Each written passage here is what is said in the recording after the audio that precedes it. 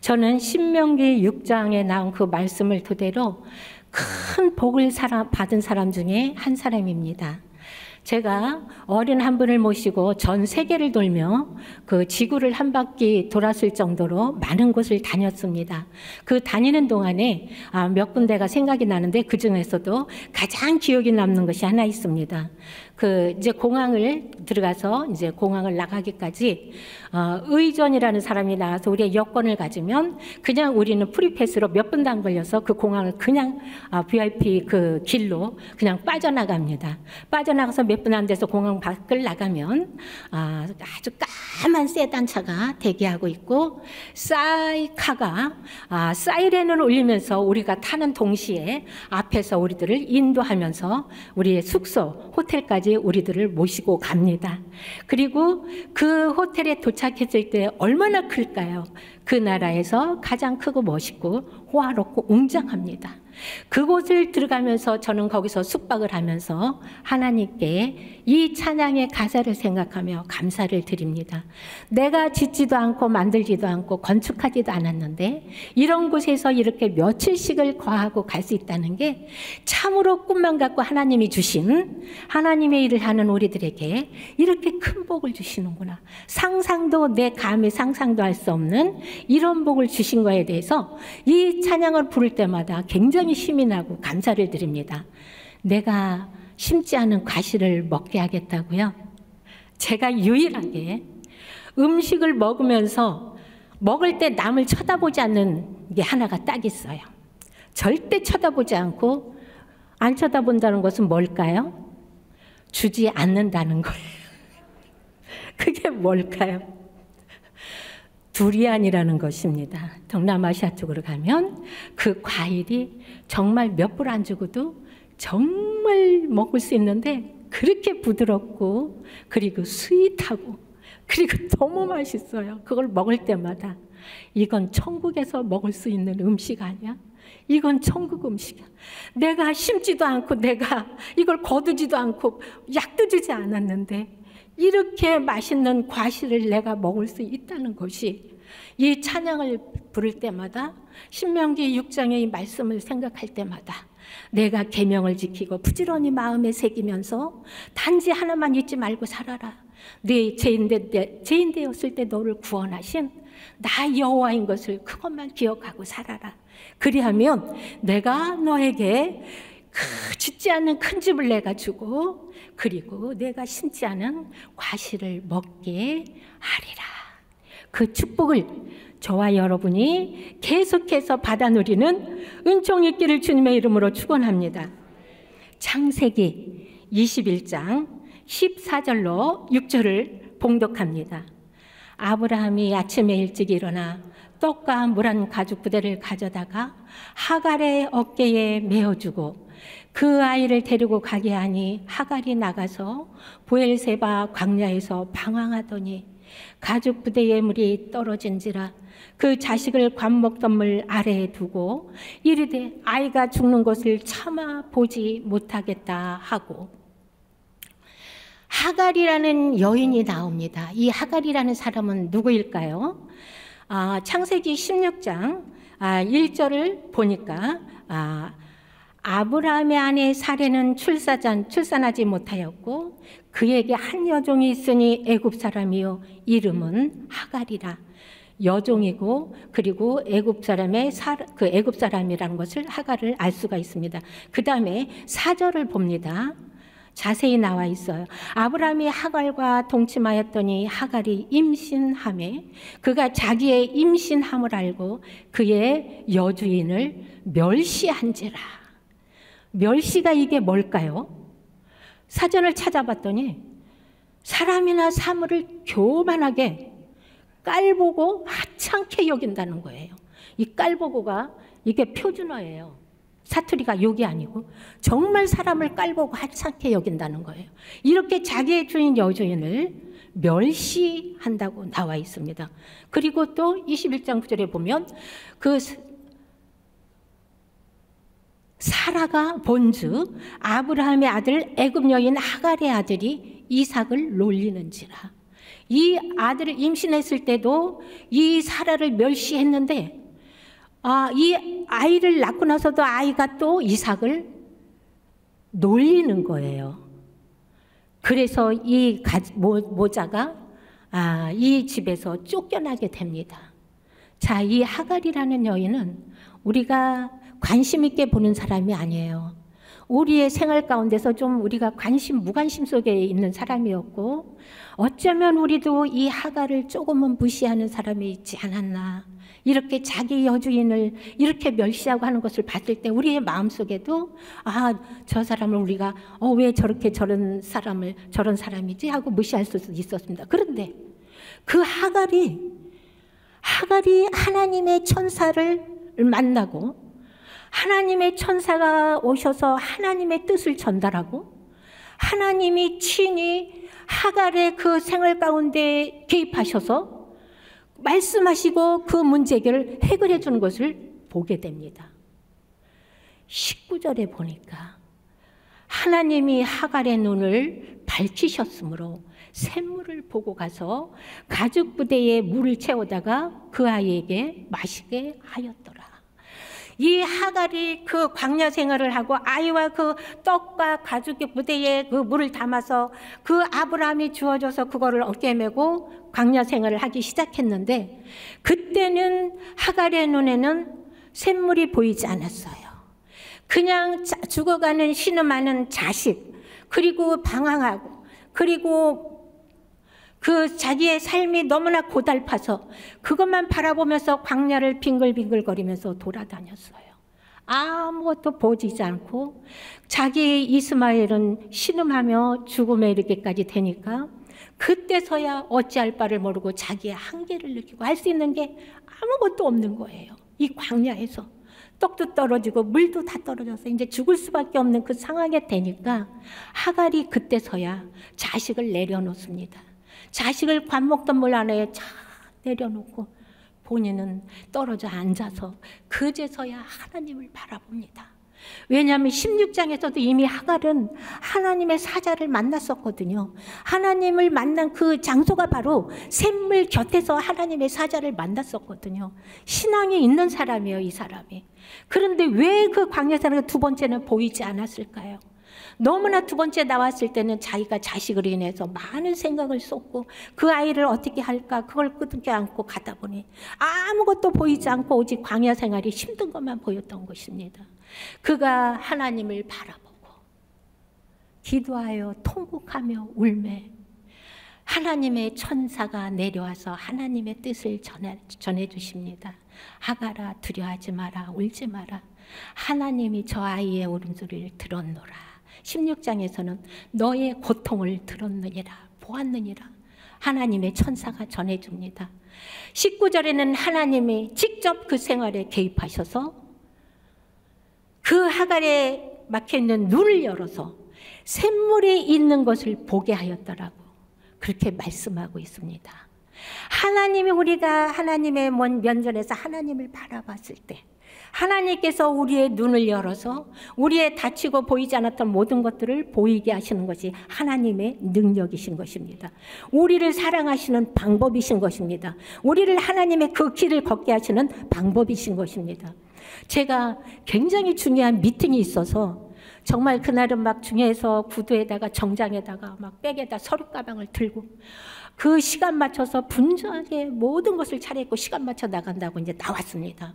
지하에 세워놓은 이제 그 차를 이제 운행해서 가야 되는데 이제 막 나와서 늘 내려가던 길이니까 지하 계단을 쭈루룩 내려가서 딱 봤는데 주차장이 없는 거예요. 내가 잘못 내려왔나? 다시 불이 나게 올라왔습니다.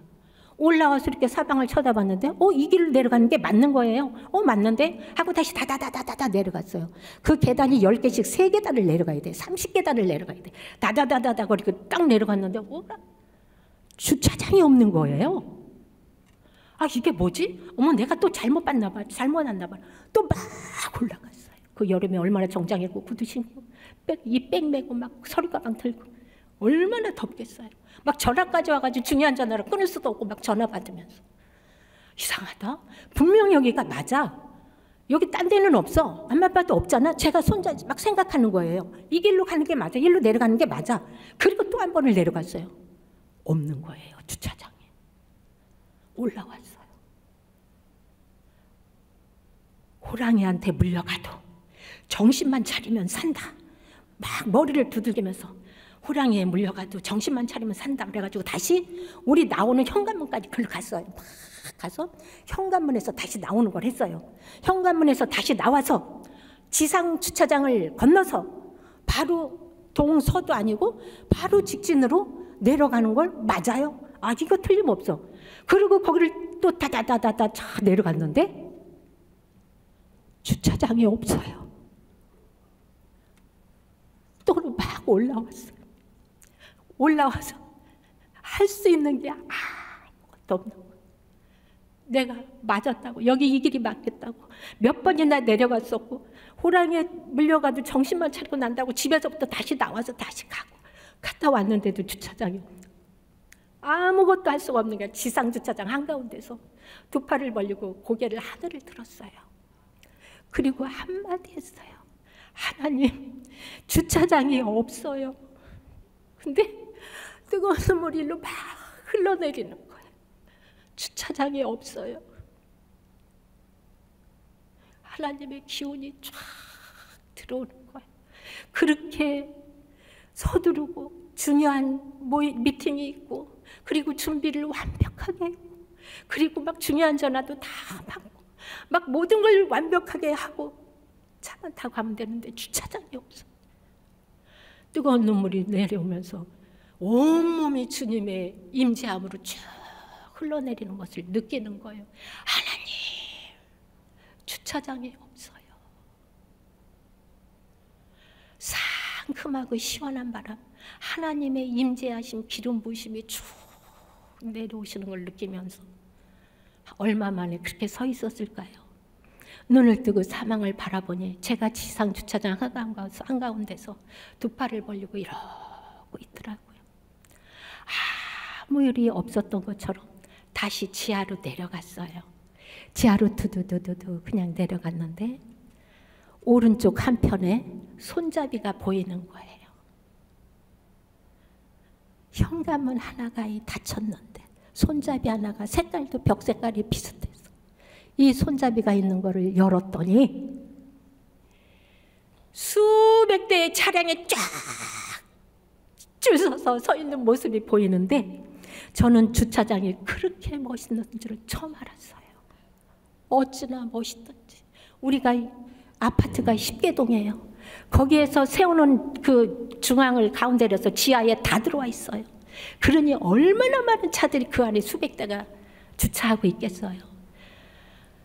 아무리 중요한 미팅이 있어서 다 멋있게 꾸미고 하고 서류 가방 다 준비하고 모든 거를 다 완벽히 준비했다고 출발해서 갔는데 하나님이 이 눈을 가려서 그 문 하나 문고리 하나 안 보이게 해주셔서 그거를 수없이 몇 번을 오르락 내리락 하면서 그거를 발견치 못해서 그거를 하나님께 고개를 돌렸을 때 보이게 해서 눈을 열어서 가게 하셨던 저를 볼 때에 하갈에게 하나님도 그런 하갈이지만 하나님을 향하여 기도하였을 때 눈물로 통곡하며 기도하였을 때 하나님이 그의 눈을 열어서 샘물을 보게 하여 가죽 부대에 물을 떠다 이스마엘에게 먹임에 그가 살아난지라.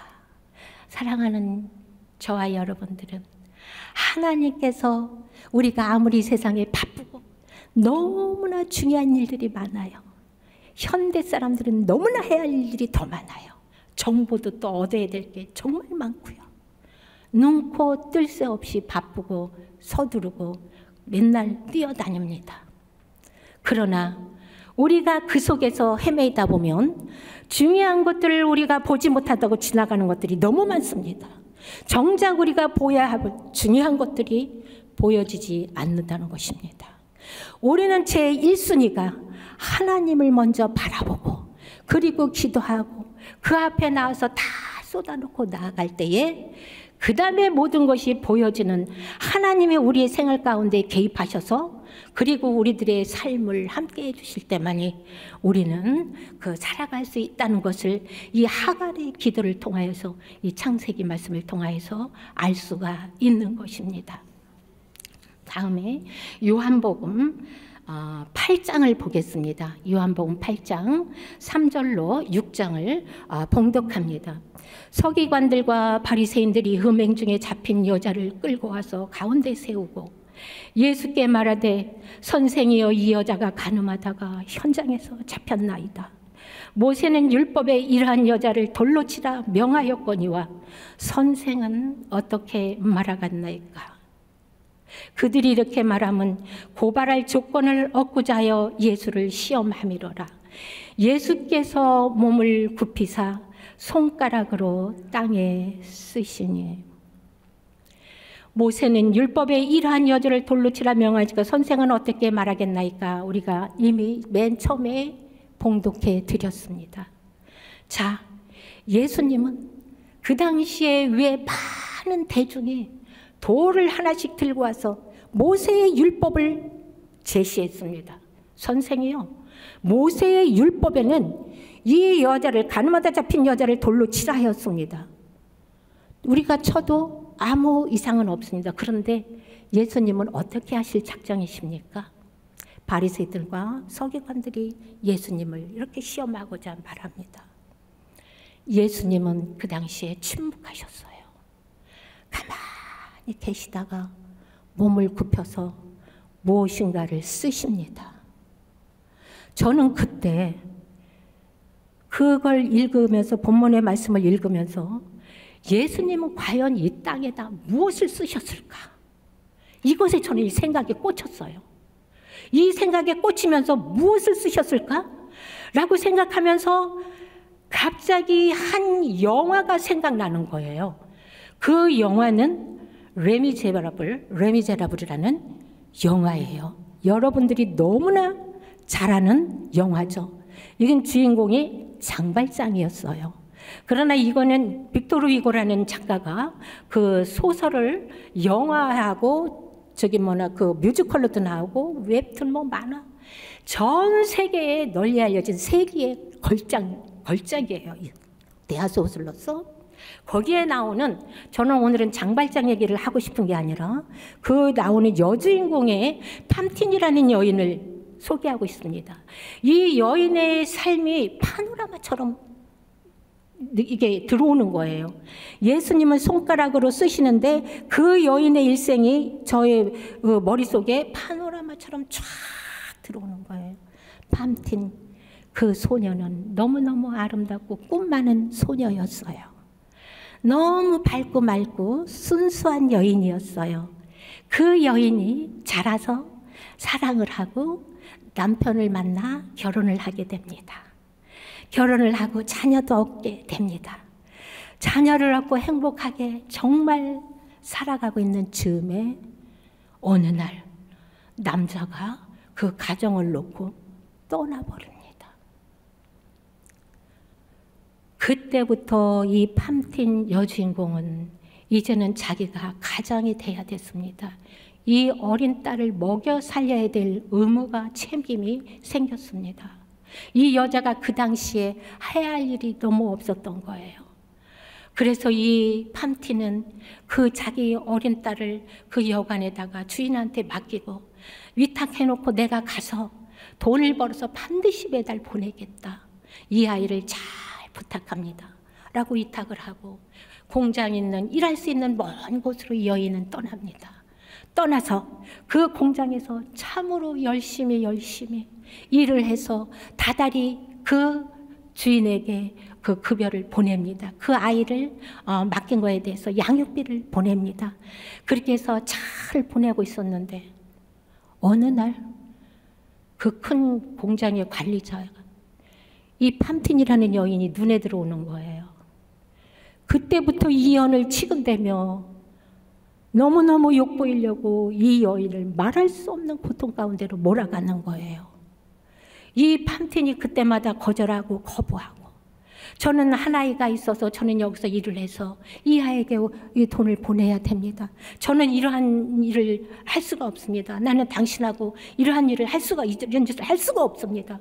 아무리 애원하고 애걸해도 이 남자가 있는 힘을 다하여 이 여인을 겁박하려고 아무리 노력해도 여인이 말을 안 듣자 어느 날 많은 사람이 모였는 데서 큰 소리 쳐가며 이 여인을 신란하기 시작합니다. 그리고 모욕을 줍니다. 그리고 수치감을 줍니다. 그리고 거짓으로 이 여인을 능욕을 시킵니다. 마음껏 짓밟아서 이 여자를 내어 쫓습니다. 그 여인의 팜틴에 서글픈 이 뮤지컬의 그 음악이 막 나와요. 제발 저를 여기서 일하게 해주세요. 내 아이에게 돈을 보내야 합니다. 나를 여기서 일하게 해주세요 하고 막 노래를 뮤지컬로 하는데 눈물이 막 절절 나올 정도예요. 그런데도 그런 모양새를 띠고 이 관리자는 이 여인을 내쫓습니다. 이 여인이 춥고 너무나 싸늘한 그런 거리에 나와서 할 수 있는 게 여자가 없는 거예요. 다른 데서도 이 여인의 소문이 나서 받아주는 데가 없어요. 이 여자가 그 아름답고 긴 머리카락을 잘라서 팔아서 그곳으로 아이 있는 데로 보냅니다. 이렇게 해도 저렇게 해도 한계가 있습니다. 할 수 있는 게 없는 거예요. 그러니까 이 여인이 결국은 갈 데가 몸을 파는 곳으로 들어가게 됩니다. 몇 푼 던져주는 남자들의 그 돈을 받으며 그것을 받아가지고 아이한테 보냅니다. 그것도 얼마 못 가서 병이 들어서 죽음을 맞이하게 됩니다. 끝내 죽습니다. 이 레미제라블의 팜틴의 여주인공의 이 일생이었어요. 예수님은 열심으로 땅에다 무엇을 쓰는데 무엇을 쓰셨을까? 이 가늠하다 현장에서 잡힌 이 여인이 가늠이라는 그 자체 단어 하나로만 보시지 아니하시고 이 여인의 통으로 된 모든 삶을 보시지 않으셨을까? 이 여인이 이 자리까지 오기까지 어떠한 처절함과 암울함 속에서 이 여인이 살아왔는가를 예수님께서는 이미 보시지 않으셨을까? 땅에 뭐 또 적고 누가 이 여자를 버렸을까? 누가 버리고 왔을까? 누가 찾을까? 누가 모욕을 줬을까? 쭉 예수님이 써서 내려갔을 때 본문 성경은 말씀합니다. 돌을 들고 있던 모든 대중들이 어린아이부터 성인에 이르기까지 돌들을 다 내려놓고 양심의 가책을 느껴서 다 돌아갔다라고 나와 있습니다. 19절에 주님께서 말씀하십니다. 10절, 11절입니다. 예수께서 일어나사 여자 외에 아무도 없는 것을 보시고 이르시되 여자여 너를 고발하던 그들이 어디 있느냐? 너를 정죄한 자가 없느냐? 대답하되 주여 없나이다. 예수께서 이르시되 나도 너를 정죄하지 아니하노니 가서 다시는 죄를 범하지 말라 하시니라. 여자여 너를 정죄하는 자가 어디 있느냐? 나도 너를 정죄치 아니하노니 너를 법적으로나 도덕적으로나 나도 너를 아무 정죄하지 않고 자유함을 너에게 주노니 한 가지 단서를 잡고 말씀하십니다. 가서 다시는 이와 같이 죄를 범하지 말라.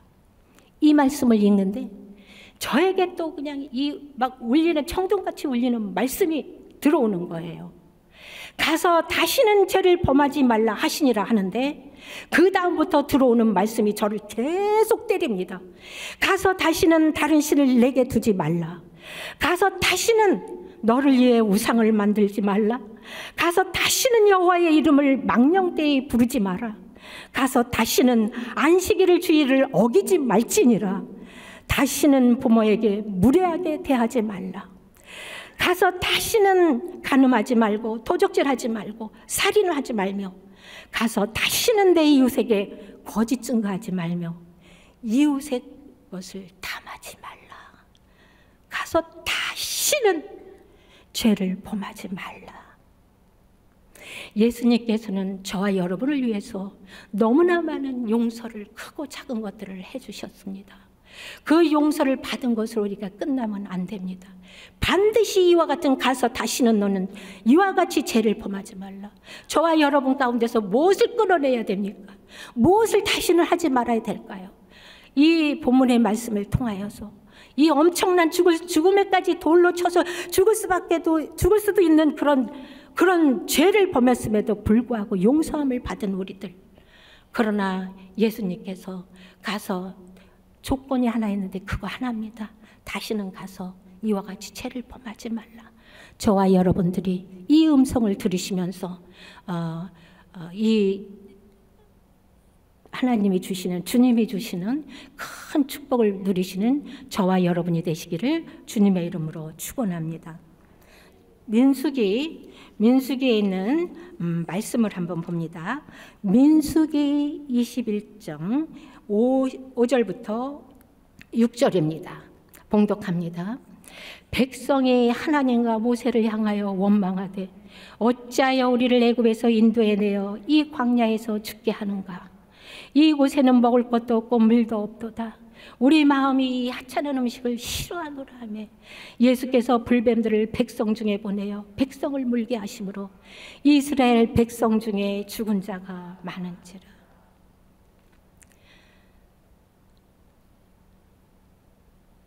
백성이 하나님과 모세를 향하여 원망하되 어찌하여 이거는 우리가 읽었습니다. 자, 원망이 여기서 뭘까요?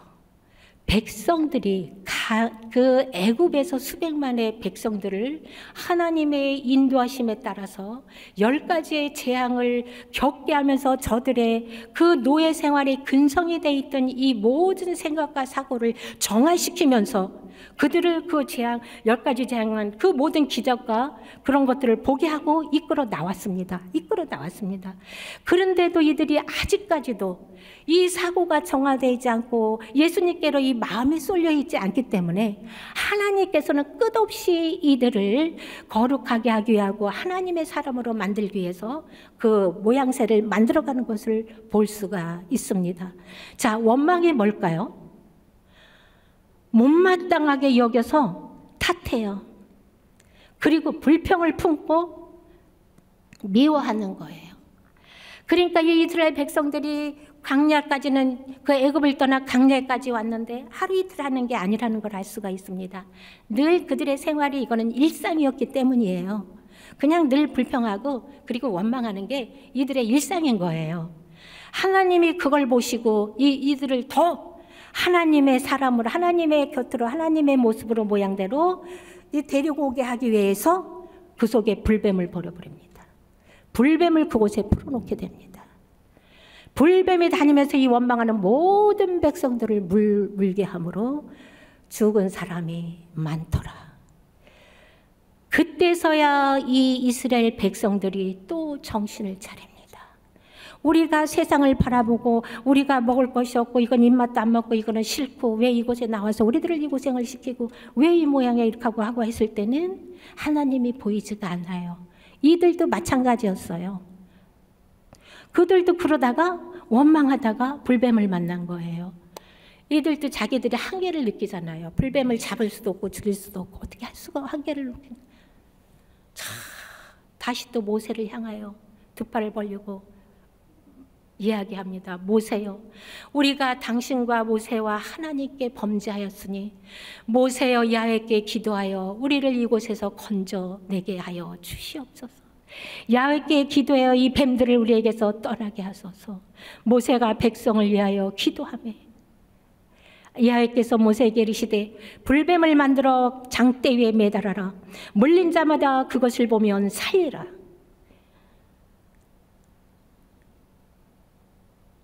그 다음에 9절도 한번 볼까요? 9절 안 나왔으면 괜찮습니다. 여기서 보니까 이 8절에는 불뱀을 만들어서 장대에 달으라고 그랬는데 9절에 보니까 모세는 놋뱀을 달아서 장대에 올렸다고 그래서 이게 뭐지? 불뱀하고 놋뱀이 왜 틀리지? 하고 영어 그 성경을 찾아보니까 이 불뱀이 그냥 다른 게 아니라 그냥 스네이크, 그냥 뱀이었어요. 그냥 뱀을, 이제 이 불뱀을 보냈으니까 죽게 했으니까 물게 하는 거니까 불이 붙어서 다니고 그런 건 아니잖아요. 뱀을 보내서 해서 했으니까 이 노스로 모세는 그걸 이제 위에다 매달아서 그것을 바라보는 자마다 살리라. 원망하는 곳에는 하나님의 세계가 아니에요. 원망이 있는 곳에는 하나님의 나라가 아니에요. 원망하는 곳에는 불뱀들만 있는 곳이에요.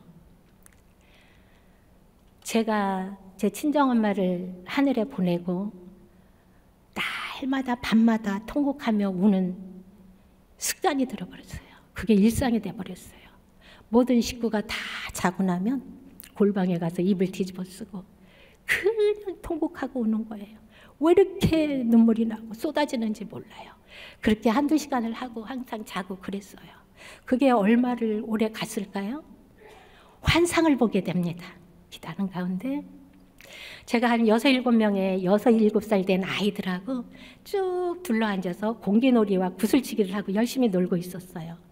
근데 갑자기 제 몸이 쭉 하늘로 올라가는 것을 느껴요. 막 올라가니까 아이들이 있다가 어디 가요? 가지 마세요. 우리 두고 가지 마세요. 하면서 내 다리에 팔과 막 나는 올라가는데 애들이 막 여기 다 붙는 거, 다 붙었어 여기를. 안 돼, 내가 갔다 올게, 나 가야 돼, 너희들은 오면 안 돼 하고 막 올라가는데 애들이 막 올라오다가 밑으로 어느 정도 대기권에 딱 올라가니까 아이들이 밑으로 이렇게 쭉 내려가고 저는 위로 슉 얼마로 올라갔는지 몰라요. 어느 정도 위로 올라가서 어느 공중에 딱 세워져 있는데 옆에 바라보이는 게 있었어요. 타원형처럼 너무나 길게 베란다들이 2, 3명의 베란다들이 나와서 쓸 수 있을 좀 그런 것들이 완전 이쪽서부터 저 끝까지 쭉 있는 거예요. 그 위에 누가 서 있냐면 하얀 옷을 입고 전체 하얀 옷을 입고 너무나 이쁜 사람들이 부링부링한 사람들이 얼굴이 그냥 막 환해요.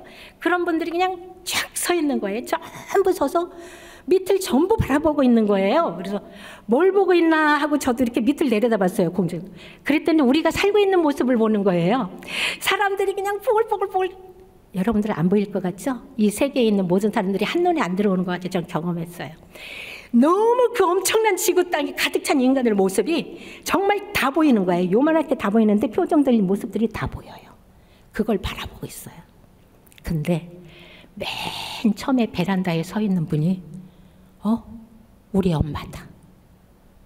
우리 엄마가 거기서 하얀 옷에 얼굴도 너무 빛나는 얼굴로 거기 서 계시면서 아래를 쳐다보고 계시면서 그 느끼는 찰나에 우리 엄마가 그 얘기를 하시는 거예요.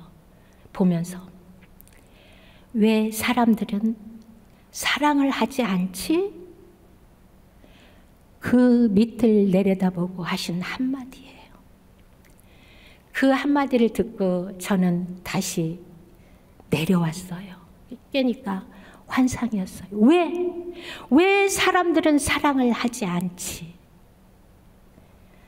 원망하는 사람들은 불뱀만 가 있고 하나님의 나라가 아니지만 사랑하는 곳을 우리가 거기에서 산다면 그것은 하나님의 나라요. 하나님의 세계요. 그리고 우리한테 큰 따스함과 축복을 주시는 곳이라는 것을 알 수가 있습니다. 그 사랑하는 것이 하나님의 목적이라는 것을 제가 알고 왔습니다. 그때부터 제가 무엇을 결심했을까요? 제 의지를 결단합니다. 그래, 이 땅에 살면서 우리의 목적이 있구나.